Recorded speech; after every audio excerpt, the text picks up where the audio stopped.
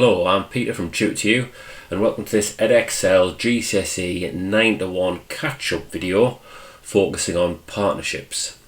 This video is part of the wider selection of videos that we have available covering the topic of business ownership. Okay, we're going to start off with a 30-second challenge to see what you can remember about sole traders. So when the video starts, what I'd like you to do is to write down 2 advantages and 2 disadvantages of a sole trader. You have 30 seconds starting from now.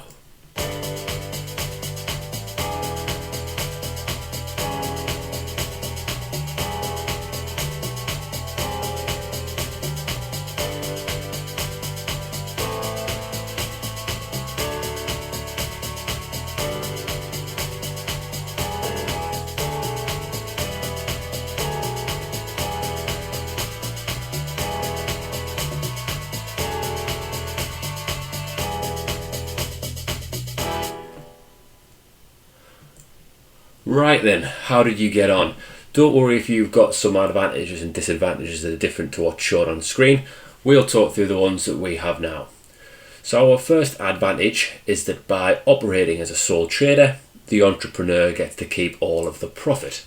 Of course, that's one of the main motivations why someone starts a business in the first place, that being the incentive to make a profit and retain the income for themselves. Another advantage of operating as a sole trader is that you have full control over decision making. Ultimately, the only person that you are responsible to is yourself as the business owner. You do not have a manager, you do not have anyone that you need to report back to. You can operate that business as you see fit. So you get to keep full control. Disadvantages, however, unlimited liability. If you can remember what unlimited liability means, that means that the business and the individual are not separate legal entities in the eyes of the law. So if a sole trader runs up some debt and they can't pay that debt using the resources of the business, then they have to fall back on their own personal resources in order to pay and settle that debt. So that might mean that they might have to sell their house, their car, in order to fund the debts of the business. It might also be more difficult for a sole trader to raise finance. It could be the case that they don't have a good credit history, or it could be the case that they don't have a credit history at all. And what I mean by this is they might not have borrowed money from banks in the past, showing that they have the ability to repay that. So it could make it quite difficult to access finance from banks. Also, if we were to contrast this with another ownership structure, in a limited company, they have to disclose their financial statements.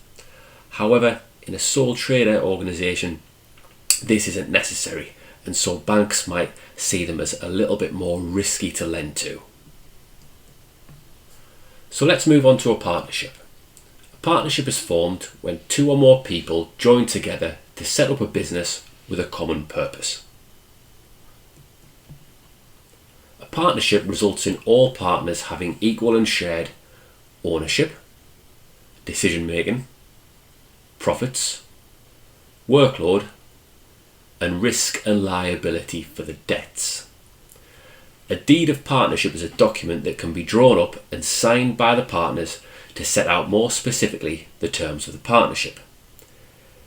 If a deed of partnership isn't drawn up, then the partnership is governed by what's called the Partnership Act, which is an Act of Parliament.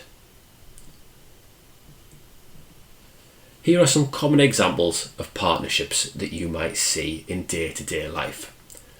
Doctors' surgeries, accountants, and solicitors. Think to yourselves, what do these 3 organisational types have in common? Well, they all provide a professional service. So one of the main motivations for coming together to form a partnership might be to share collective expertise with your fellow professionals and start a business venture out of it. One of the most significant advantages of partnership is that more owners can contribute funds to the business.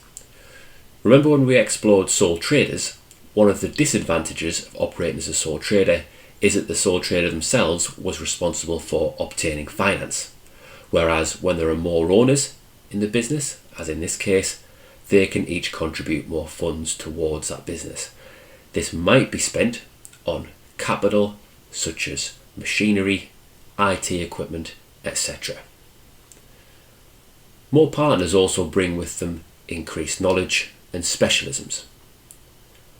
Therefore, if we use one of the examples before, in terms of a solicitor, you might have one partner that's specialised in family law and one partner that's specialised in business law.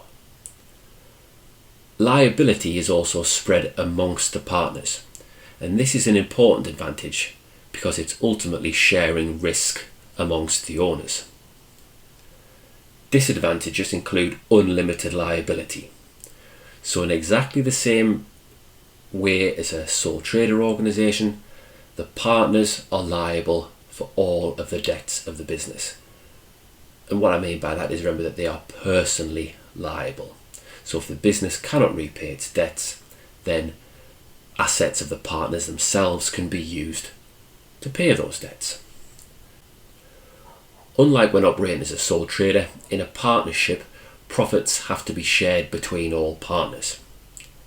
Finally, slow decision making might occur within a partnership, as all partners need to agree and have to be consulted on any decisions that are going to go forward that could have an impact on the business. Here's some exam gold. There are some partnerships that have limited liability. These are denoted by the fact that they'll have LLP quite often at the end of their name. However, don't worry if you come across this type of partnership in your revision. For your Edexcel GCSE, you need to assume that all partnerships are unincorporated businesses and have unlimited liability. Remember what we mean by unincorporated. We mean that the business and the owners are not separate legal entities in the eyes of the law. Right, let's have a look at an exam style question. George has been running a successful wedding photography business as a sole trader for 2 years. He now wishes to expand by buying a van, a new state-of-the-art camera equipment, so that he can take on more photography jobs. At present, George does not have enough profit to pay for this investment. He also doesn't want to take on any debt due to the risk of unlimited liability. George is now considering whether to form a partnership with another photographer, Cooper, who was recently made redundant and wishes to invest his redundancy money into a business. Here's the question that we're going to consider. Outline one benefit to George of forming a partnership with Cooper. And that question is worth 2 marks. Let's talk through how we would approach this question. Now, we really have to pay attention to the command word in the question, and the command word here is outline. In order to gain full marks in an outline question, you need to consider the following 3 things. Firstly, you need to identify a point that answers specifically the question set. From that point, you need to include one logical, interconnected strand of explanation that builds from that point. And somewhere within there must be distinct context that must be included in your response. So something that makes the answer relevant to George and Cooper forming a partnership. Okay, so now you've seen our tips on how to approach the question. Over to you. You're going to have a go at answering this. You may want to pause the video and rewind the slide so that you can see the context in full. 2 marks. Spend 2 minutes having a go at this. Pause the video now. Right, how did you get on? Let's talk through our answer on screen. Cooper would be able to invest his redundancy money into George's business. 1 mark. This would allow George to buy the vehicle and the photography equipment without getting into debt. Now, that also scores a mark. So we've got 2 out of 2. Nice and straightforward. How do we manage to achieve this? Well, we've got context throughout our answer, and that's denoted by the red. It's worth saying that that came directly from the extract. Now, context isn't simply just mentioning George and Cooper's names, because that's in the question already. So with our answer, we've used what's in the text to then pick out a benefit to George of forming the partnership with Cooper. Cooper has the redundancy money. He can invest it in George's business. We've then built from that to say what this would allow George to do. And of course what it'll allow him to do is to buy the vehicle and the photography equipment, i.e. he's expanding his business without getting into debt, because that's what was really concerning George in the context. Most students tend to score 1 in an outline question, and the reason for this is that they don't use the context properly.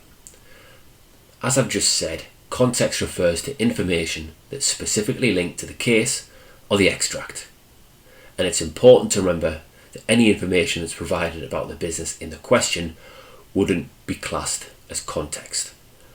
So really reading through that extract, underlining words that are significant and important to the question itself is important. Don't feel the need to highlight the entire case.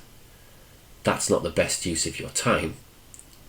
Try and pick out what's going to be effective, that's going to help you differentiate your answer to something that would just be seen as a generic answer that could be applied to any business.